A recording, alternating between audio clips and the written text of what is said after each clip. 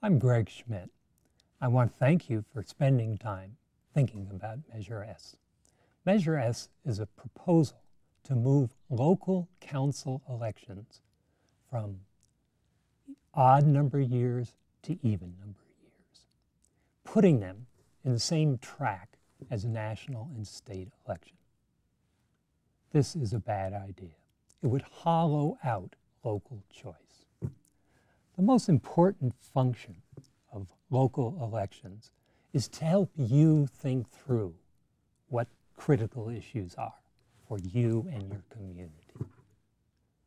It's a time for you to select candidates who best meet your needs and aspirations, to put these elections into the partisan environment of national and state elections is a bad idea.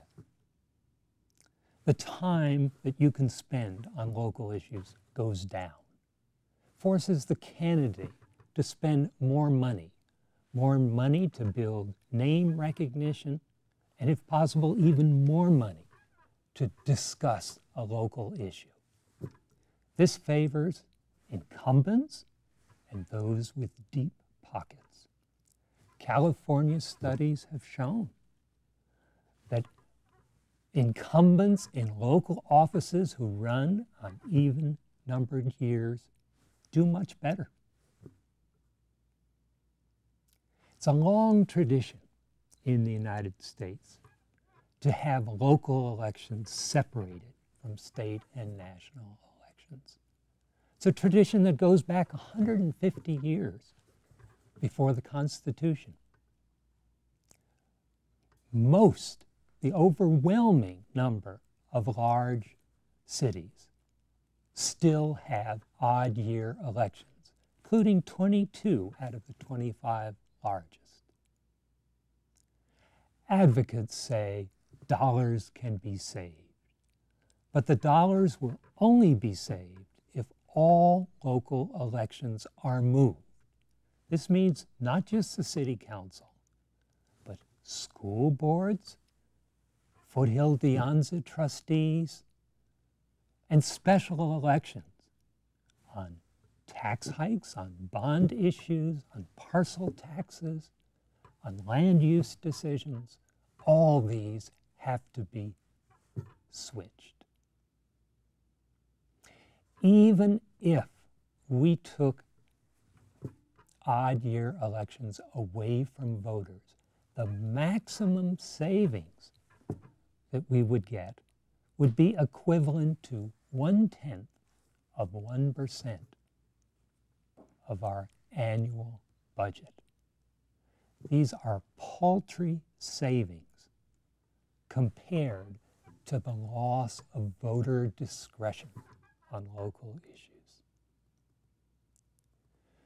Measure S would reduce local choice. Vote no on Measure S. Thank you. Hello, I'm Liz Ness. I'm the Santa Clara County Supervisor. I've also served in Palo Alto for a number of years on the school board and on the city council. And I want to talk to you today about taxpayer dollars, because we at the elected level are spending your money, your taxpayer dollars, and I have some serious concerns about how we're spending those dollars in Santa Clara County. I think it's time for us to bring a change to the table, a serious change in the form of money that could bring in some serious changes for Palo Alto, and also would bring in $200,000 to $300,000 in savings every 2 years.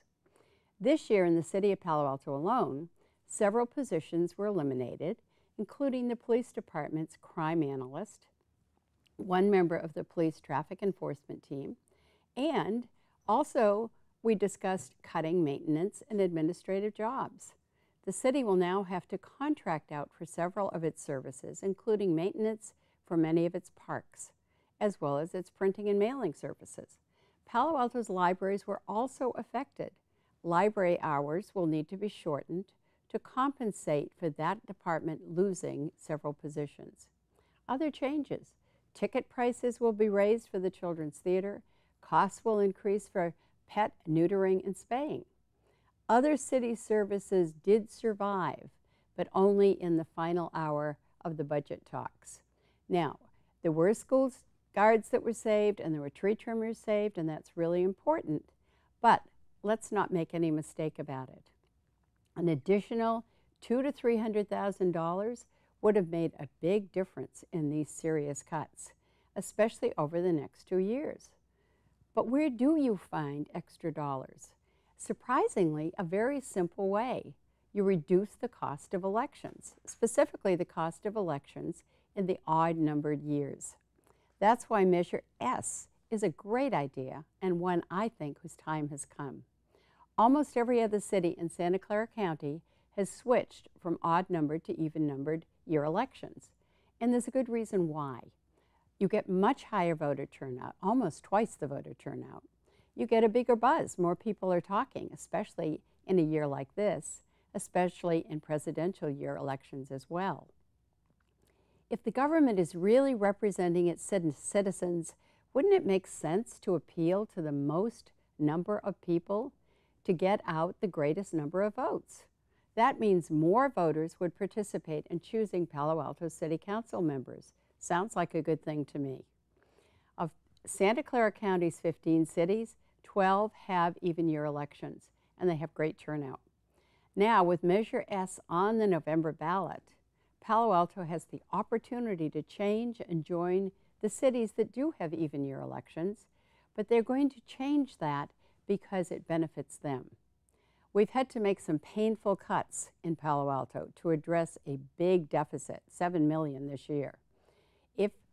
If this were consolidated to coincide with the state and federal general elections, we could have saved tens to hundreds of thousands of dollars, especially over the next 10 years. I don't think there's a downside to it. The Palo Alto Weekly favored the idea, and in an editorial it said the even year proposal has merit, deserves a relatively small amount of time of staff and council to get the idea onto the November ballot. So now the wheels are in motion.